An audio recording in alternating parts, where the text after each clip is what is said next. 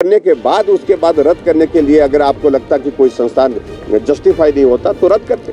तमाशा बन गया वर्तमान सरकार का ये 25 दिन का कार्यकाल। विधानसभा के अंदर लोग आकर के दर्शक दीर्घा में आकर के ताली बजा रहे हैं। विधानसभा को जनसभा में तब्दील कर दिया गया। ये भी पहली बार हमको देखने को मिला। विधानसभा के अंदर ऑफिसर गैलरी में ऐसे आदमी बैठ गए जिनको ना हम जानते हैं, ना लोग जानते हैं, ना ऑफिसर जानते हैं। जहाँ सरकारी ऑफिस बंद किए गए वहाँ सरकारी कर्मचारियों की भर्ती करेंगे और बजट आने पर हम उसमें बजट का प्रावधान करेंगे और जहाँ हिमाचल के लोगों की जरूरत होगी वहाँ उन संस्थानों पर पुनर्विचार करके मेरिट के आधार पर खोला जाएगा। लेकिन अपनी संस्थाएं खोलकर भी 900 संस्थाएं खोलने के बाद भी जनता ने उन्हें विपक्ष में बैठा दिया तो उन्हें अपने गृहवाह में झांकने की जरूरत है। इसका मतलब है कि वो संस्थाएं राजनीतिक रोटियां सेकने के लिए खोले गए थे। जब हमने सरकार से इस बात को पूछने का प्रयत्न किया कि ऐसी जल्दी क्या थी कि हिमाचल प्रदेश में आपने सैकड़ों इंस्टीट्यूट जो खुले थे, जो फंक्शनल थे, उनको तुरंत प्रभाव से बंद करने के आदेश कर दिए और लगभग एक पूरा फाइनेंशियल ईयर के अंतर्गत जो भी संस्थान खुले हैं, जो संस्थान सुचारू रूप से चल पड़े हैं, पोस्टों की क्रिएशन वहां पर हुई पड़ी है, बजट प्रोविजन उसमें हुए पड़े हैं, उसके बावजूद वहां पर उनको फंक्शनल संस्थानों को जो है बंद किया गया बदले की भावना के साथ, जिसकी हमने आज निंदा भी की और निंदा के साथ जानकारी मांगी कि ऐसी वजह क्या है। सरकार अपना स्पष्टीकरण देने की परिस्थिति में नहीं हो पाई। और मैं सिर्फ इतना जरूर कहना चाह रहा हूँ कि हिमाचल प्रदेश में विधायकों की कमेटियां कॉन्स्टिट्यूट की गई और जो कहा कि आप कैबिनेट में जो निर्णय लिए गए हैं जो 1 अप्रैल 2022 के बाद उनको आप रिव्यू करिए। ये तमाशा बना दिया हिमाचल प्रदेश में, आज तक के इतिहास में कभी नहीं हुआ।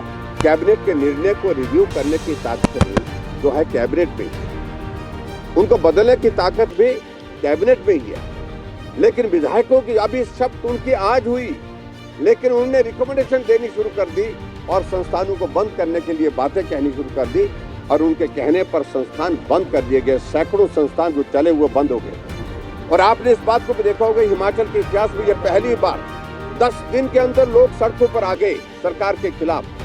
किसी का हॉस्पिटल खुला, PSC खुली थी, इलाज चल रहा था, डॉक्टर बैठा था और डॉक्टर बैठने के बावजूद उसको ताला लगा दिया गया। वहां कई जगह BDO ऑफिस, तहसील के ऑफिस खुले थे, सारे काम वहां पर जो व्यवस्थित ढंग से हो रहे थे, लेकिन उसके बावजूद वहां पर ताला लगा दिया गया। SDM के दफ्तर, SDM के दफ्तर में बैठ करके SDM ने विधानसभा के चुनाव की सारी प्रक्रिया पूरी की, विधायक का वहां पर चुनाव का परिणाम घोषित किया, सर्टिफिकेट उनको दे दिया और जिसकी वजह से आज उन्होंने विधानसभा के अंदर शपथ ग्रहण की विधायक के नाते। वो संस्थान, वो भी SDM का दफ्तर भी बंद कर दिया गया। ये बदले की भावना से इस प्रकार से काम करने की प्रक्रिया जो शुरू की है, इसको मेहरबानी करके रुकने के लिए हमने आग्रह किया।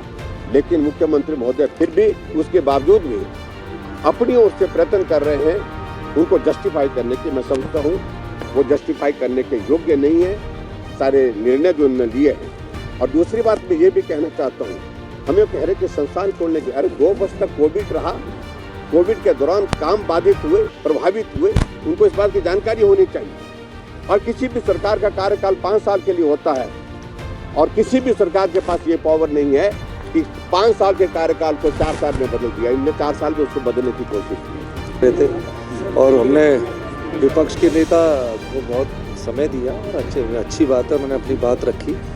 उन्होंने अपने 900 संस्थान के बारे में पूछा तो हमने बता दिया कोई बजट नहीं है, आपके सामने कहा है। तो वो उनका दायित्व बनता है विपक्ष के नेता होने के नाते, क्योंकि 9 महीने में ऐसी देवीय शक्ति आ गई कि 900 इंस्टीट्यूशन खोल दिए। कोई लेक्चरर भर्ती नहीं किया, कोई TGT भर्ती नहीं किया, कोई टीचर भर्ती नहीं किया, पर संस्थान खुल गए। तो उन्होंने सोचा कोई भगवान आकर इन संस्थानों को चलाएगा, उस मुद्दे पर उन्होंने बात रखी। तो ये अपना जो ध्यान है वो जनता की तरफ लाने के लिए मुद्दा लाया जाता है। ऐसा देखिए, हमने बोला नीड बेस्ड जहाँ होगा, पहले हम शिक्षकों की भर्ती करेंगे। हम जहाँ सरकारी ऑफिस बंद किए गए वहाँ सरकारी कर्मचारियों की भर्ती करेंगे और बजट आने पर हम उसमें बजट का प्रावधान करेंगे और जहां हिमाचल के लोगों की जरूरत होगी वहां उन संस्थानों पर पुनर्विचार करके मेरिट के आधार पर खोला सर जाएगा। भर्तियों में जो घोटाला हुआ है देखिए, मैं तो समझ नहीं पाया कि इतने संस्थान खोलने से पहले भर्तियां की जानी चाहिए थी। भर्तियां उनकी सारी स्टे है, हाई कोर्ट से लेकर सुप्रीम कोर्ट तक केस चल रहे हैं, और इस दृष्टिकोण से अगर वो अपना कार्य कर रहे हैं तो मेरा ये मानना है कि हमें पूरी तरह से अब सब प्रकार से बात लेकर आगे बढ़ना है। और जहाँ कोई भी बच्चा, अगर एक भी बच्चा शिक्षा से वंचित नहीं रहेगा, हमारी सरकार का ये कटिबद्ध है इसके लिए। लेकिन अपनी संस्थाएं खोलकर भी 900 संस्थाएं खोलने के बाद भी जनता ने उन्हें विपक्ष में बैठा दिया, तो उन्हें अपने गृहवाह में झांकने की जरूरत है। इसका मतलब है कि वो संस्थाएं राजनीतिक रोटियां सीखने के लिए खोले गए थे। बुडामल ज्वेलर्स पालमपुर, भरोसा उम्र भर का।